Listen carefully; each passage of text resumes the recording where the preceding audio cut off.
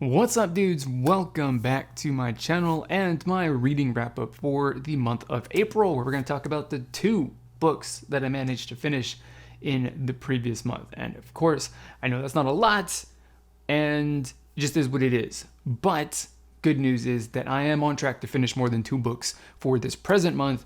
So my next reading wrap up should be a little bit more substantial. But that being said, let's get into the books that I read last month. All right, so the first book that I finished is The Plot Against America by Phillip Roth. This book is an alternate history novel story where Charles Lindbergh beats FDR in the 1940, I think, presidential election. It would have been FDR's third term if he had actually won. And as a result, history in the United States is altered and things go a little bit differently. And the reason for that is because Charles Lindbergh is actually a little bit of an anti-Semite, and he's kind of friendly with Adolf Hitler and the Nazis over in Europe. And so this book is told from the perspective of a 9, I think, year old Jewish boy and his family as things change over the course of, 4 years, for a couple years or something like that in the United States, because Charles Lindbergh is doing things that are targeting the Jews in the United States of America. And it's a very interesting premise. It was very intriguing. I was very, very interested to see how this was going to turn out. And I will say it was not quite as dramatic and extreme as I thought it was going to be, just because, I'm thinking like Hitler and what happened to the Jews in Germany during, that period in time was going to happen to the people, Jews in the United States, in this book, but the events of the book are not quite as extreme as you kind of imagine when you think, Nazis and Jews and the Holocaust and all that kind of stuff, which is good. I mean, honestly, it's interesting. It was kind of a surprise, but all in all, I really, really enjoyed the fact that, it was just kind of really highlighting a lot of the subtle changes as the just general environment in the United States changed from, not having a problem with Jews to then being pretty, there being some pretty, obvious anti-Semitism within the country that was kind of riled up and just allowed to, I think, be more public because the president was okay with it, at least in this book. And so that was very interesting. And the even more extreme, or not extreme, interesting aspect of this is just the fact that it's being sort of told, and all of the events that are happening are being processed through the lens of like a kid who only has, a few handful of years of life experience. So, seeing how things affect his mom and his dad, and the way that you kind of see the kid process this stuff is very, very interesting. Because if it was written from the perspective of like an adult, I'm sure that like the vibe of the book would be very different, and kind of like this whole sort of like atmosphere and feel of it would be very, very different as well. Because when it's told from the perspective of a kid, the stuff that is happening doesn't have necessarily a very nefarious sort of feel to it, because, it's sort of filtered through the lens of a kid who doesn't, sort of see all of the things as being something that is like actually potentially evil. Whereas if it was through the lens of like the kid's dad, as an example, like then it would be pretty, like he would be going like, oh, this is very, very evil. This is very, very bad. We are absolutely against this.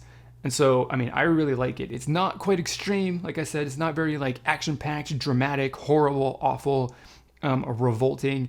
But I think that it kind of just boils up really, really nicely to the end, where some crazy stuff kind of does happen. But then again, it's not really like, a just mass roundup of Jews and stuff like that, and then extermination, like you were kind of like I was kind of thinking was potentially going to happen in this book. So, all in all, the sort of an alternate telling of like what if Nazi Germany kind of stuff against Jews, reprisals against Jews, happened in the United States is very, very interesting. The way that it was told was enthralling from the very beginning. And I personally rated this book a 4 out of 5.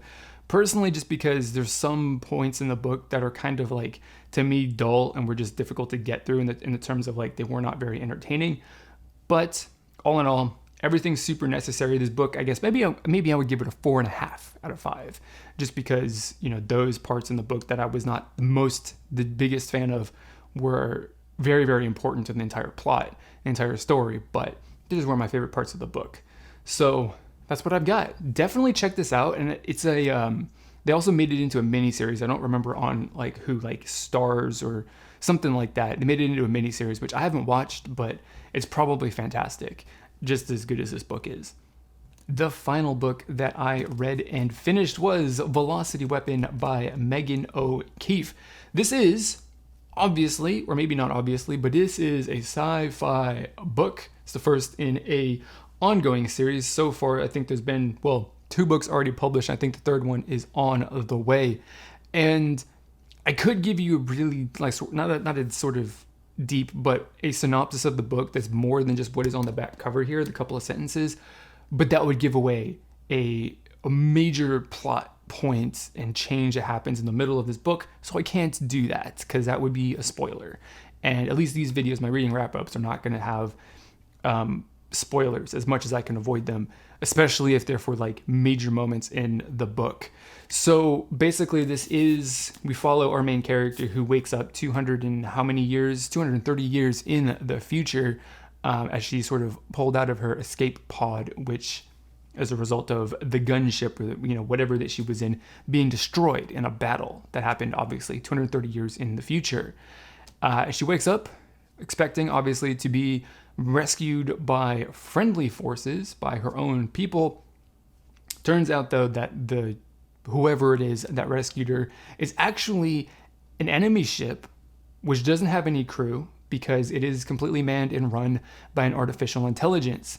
And this is not just an artificial intelligence that doesn't have like a personality and it's cold and just robotic. This is an emergent AI, I believe is what they call it, or what I just generally you would call it, which has its own personality that has developed since the moment that it was sort of like created and born, so to speak.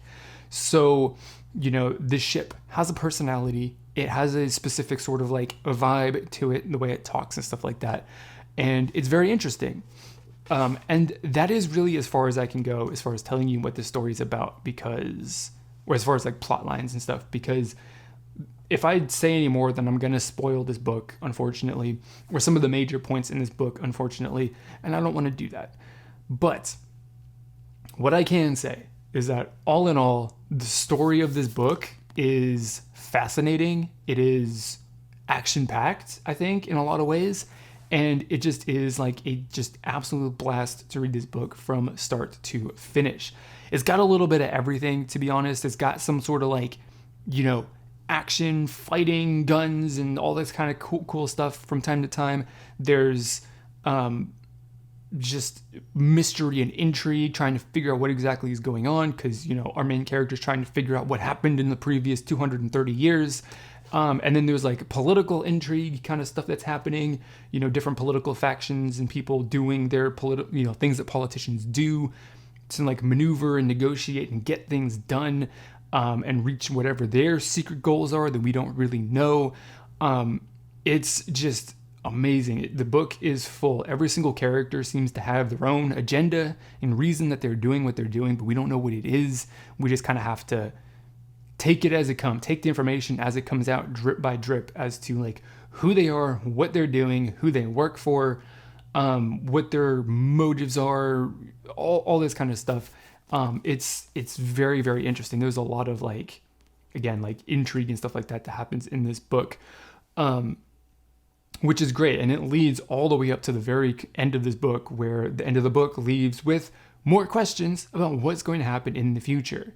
You know, there's questions that pop up through the book that then get answered later on, but there's always questions that are left open, right? And obviously this is going to continue into the next book and then the book after that, and then up until the series is concluded, hopefully. Which is good, because it just definitely it's kept me hooked and motivated to read more of this series. And then another thing that I really, really enjoy, which is always a good thing, is that the characters are pretty great. I like them quite a lot. They all have, you know, their own kind of personalities, distinct personalities.